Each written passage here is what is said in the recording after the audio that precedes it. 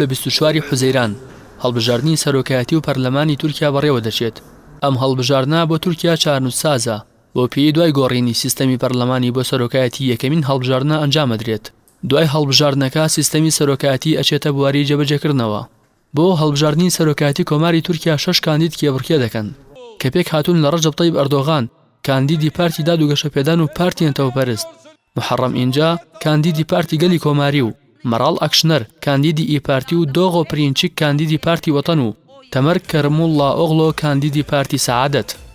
دوای ئەوەی لە مانگی 4 ساڵی ڕابردوودا لە ڕاپرسێکدا گەلی تورکیا لە نێوان سیستەمی پەرلەمانی و سەرۆکایەتی سیستەمی سەرۆکایەتیان هەڵبژارد، سەرۆکۆماری تورکیا دەسەڵاتێکی زۆری هەیە بە پێی سیستەمە تازەکە.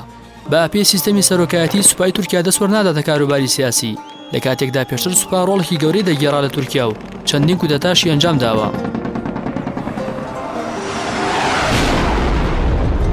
لەلایەکی ترەوە هەڵبژاردننی پەرلەمانی تورکیا لە 24 مانگ لەگەڵ هەڵبژاردننی سەرۆکایەتی بەڕێوە دەچێت و 10 پارتی سیاسی کێبڕکێ دەکەن بۆ بەدەستهێنانی 600 کورسی پەرلەمانی تورکیا، لە کاتێکدا پێشتر ژماری کورسیەکان 550 کورسی بوو.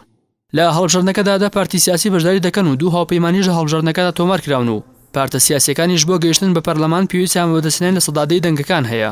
لە هەڵبژاردنەکەدا هەرێکە لە پارتی داد و گەشەپێدان و پارتی نەتەوەپەرست هاوپەیمانێتێکیان بە ناوی هاوپەیمانی گەلەوە پێکهێناوە و هەرێکە لە پارتی گەلی کۆماری و ئیپارتی و پارتی سەعادەت و هاوپەیمانی میلەتیان دروست کردووە.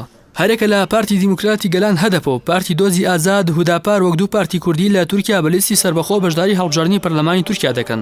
ڕۆژی 24 حوزەیران هەڵبژاردن بۆ سەرۆککۆماری تورکیا و پەرلەمانی ئەو وڵاتە بەڕێوە دەچێت کە لە کۆی 80 ملیۆن کەس 59 ملیۆن و 400 هەزار کەس لە 81 پارێزگای تورکیا مافی دەنگدانیان هەیە.